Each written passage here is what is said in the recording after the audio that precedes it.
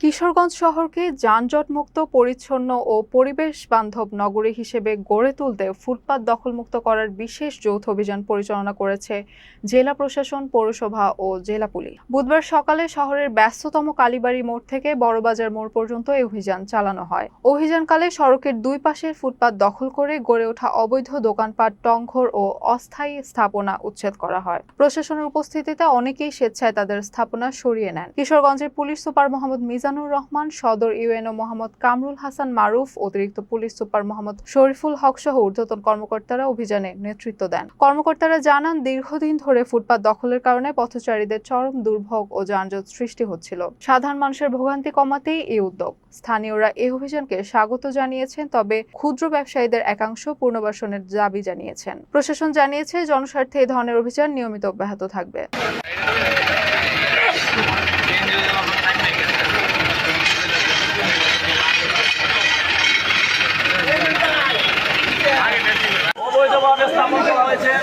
সেগুলো ভাঙ্গা হচ্ছে, অপসারণ করা হচ্ছে।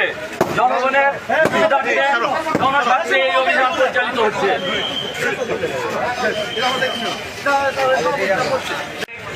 এই পৌরসভার নাগরিক আমাদের যার যার অবস্থান থেকে আমরা যার যার দায়িত্বটুকু পালন করলে ইনশাআল্লাহ শহর সুন্দর থাকবে, পরিচ্ছন্ন থাকবে। বিশেষ করে আজকের এই অবৈধ উচ্ছেদ অভিযান সারে যাবো।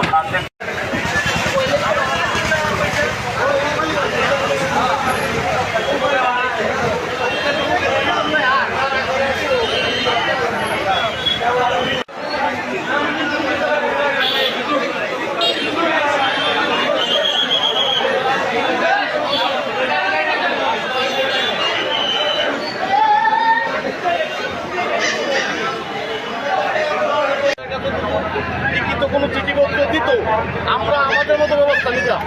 এখন এখানে গরিব মানুষ যারা ব্যবসা করতেছে, এখানে যারা ব্যবসা করছে তারা তো কিছু করতে হবে।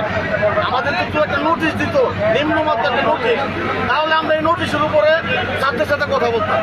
এখন আমরা কার সাথে কথা বলবো এটা একটু আমাদের বলে দিলে ভালো হতো। আগে আমরাও চাই, আমাদের একটা দফা দফার কথা হয়েছে, আমাদেরকে একটা পুনর্বাসন করে দিবে এবং পরে আমাদেরকে উচ্ছেদ করবে। কিন্তু আজকে হঠাৎ করে আইসা আমাদের এই যে ফুটপাত যেটা এটা উচ্ছেদ করতেছে, এটা তো আসলে কাম্য না। আমরা কি করব? আমাদেরও তো একটা কিছু করার উচিত। আমাদেরকে তারা যে কথা বলছে যে আমাদের যেভাবে হোক এরা একটা পুনর্বাসন অবস্থান করে দিবে, আমরা ওই কথায় একমত হয়েছি যে এই শহর আমাদের, এটা পরিষ্কার করা আমাদেরও প্রয়োজন। আমরা স্বেচ্ছায় চলে যাব, কিন্তু এখন দেখা যেতেছে যে ওই কথা জায়গা আর কথাটা রাখলো না। এখন আমাদের তো আন্দোলন ছাড়া আর কোনো পথ নাই। কারণ হলো আমাদের রুটি রুজির বিষয়, আমাদের তো মনে করেন যে আমাদের তো বাঁচতে হবে, আমরা তো গরিব মানুষ। ঠিক আছে, এখন হঠাৎ করে আইসে সব উঠাইয়া দিবে, আমাদের পুনর্বাসনের নাম নাই, তাহলে আমরা কোথায় যাবো বা আমরা কি করবো? পুনর্বাসনের জন্য কার কাছে আবেদন করছেন? ডিসি মহোদয়ের সাথে আলাপ হচ্ছে, মন্ত্রী সব এমপি সাহেবের সাথে হয়েছে। হ্যাঁ, এবং সবাই আমাদের আশ্বস্ত করছে যে না, আমরা একটা ব্যবস্থা তারা করে দিবে। আজকে যে অভিযানটা হয়েছে এটা কোনো পূর্ব তাকে কোনো ইয়াও আসে নাই, চিঠি আসে নাই? না, আমাদের কাছে কোনো চিঠি এসে পৌঁছে নাই। আমাদেরকে জানানো হয়েছে যে এই পার্কের যে অবৈধ জায়গাগুলো আছে ওইগুলো আপাতত উচ্ছেদ করে আমাদেরকে একটা ব্যবস্থা করে আমরা ওই জায়গায় হস্তান্তর করবো, কিন্তু এর মধ্যে আমাদেরকে সহ এখন উচ্ছেদ করা হয়েছে। আপনার পরিচয়টা? আমি মোহাম্মদ বিদর মিয়া, এই গৌরঙ্গবাজার ব্যবসায়ী সমিতি, হকার কল্যাণ সমিতির সেক্রেটারি।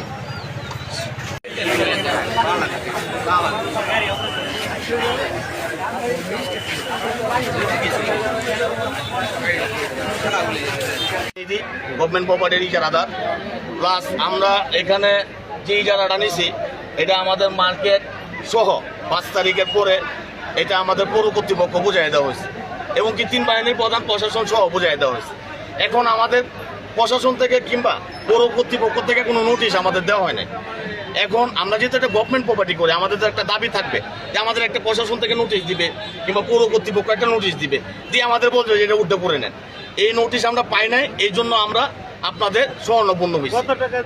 এটা আমরা লিজ নিছি হচ্ছে 42 লাখ টাকা দিয়ে, ব্যাট, ট্যাক্স এবং কি সকল সরঞ্জাম সহ এটা প্রায় ইনপুটে মিলে 60 থেকে 65 ভিতরে পড়ছে আর কি। 65 লাখ, 60 লাখ, এটা 3 বছর।